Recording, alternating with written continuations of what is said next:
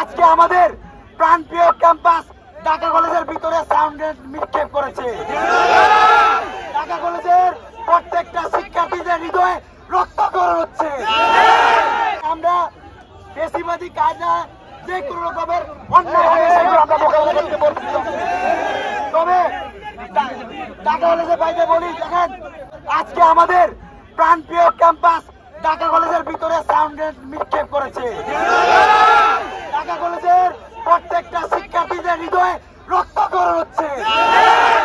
আমরা সেনাবাহিনীর কাছে বলতে চাই, পুলিশের প্রতি আহ্বান জানাই। আমরা দেখেন প্রথমত সেনাবাহিনী পুলিশ আমাদের ক্যাম্পাসে গিয়েছিল, শুধু তারা যায় নাই, তারা আমাদের ক্যাম্পাসে হামলা করেছিল। পরবর্তীতে আমাদের ক্যাম্পাসে গেট ভাঙচুর হয়েছে, আমাদের প্রিন্সিপালের রুমের উপরে হামলা করা হয়েছে। আমি শুনতে পেয়েছি প্রিন্সিপালের সামনে পুলিশ গ্রেনেড নিক্ষেপ করছে, আমাদের শত শত আহত ভাইরা হসপিটালে কাটাচ্ছে। আমরা বলতে চাই যে উদ্ভূত পরিস্থিতি সৃষ্টি হয়েছে, ঢাকা কলেজ এই সুযোগে অন্য কোনো স্বৈরাচার যেন ফাইটার উঠতে না পারে আমরা সতর্ক আছি। একই সাথে আমার ঢাকা কলেজের উপর যে অন্যায় হয়েছে, যে অনিয়ম হয়েছে, তাও আমরা রুখে দিতে প্রস্তুত আছি। তবে আমরা আমাদের ভাইদেরকে অনুরোধ করব, ঢাকা কলেজের শিক্ষার্থীদের অনুরোধ করব, এই পরিবেশকে কেউ যেন গোড়াটে করতে না পারে। ফ্যাসিবাদের বিরুদ্ধে যেন আমরা ঐক্যবদ্ধভাবে লড়াই করতে পারি। আমাদের এই পরিস্থিতিকে কেন্দ্র করে যেন আওয়ামী লীগের কোন দোষর এখানে ঢুকতে না পারে।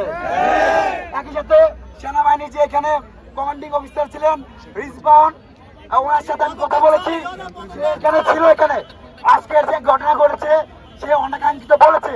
উনি বলেছে ঢাকা কলেজের শিক্ষার্থীদের আমাদের ভাই, কিন্তু যে ঘটনা ঘটছে সেটা অনাকাঙ্ক্ষিত। আমি তাকে বলেছি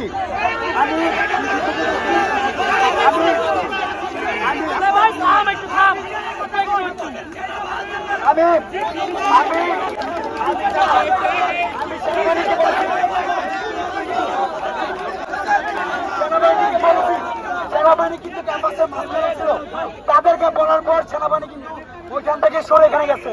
আমরা স্পষ্ট করে বলছি ঢাকা কলেজ ক্যাম্পাসে সামনে সেনাবাহিনী থাকতে পারবে না।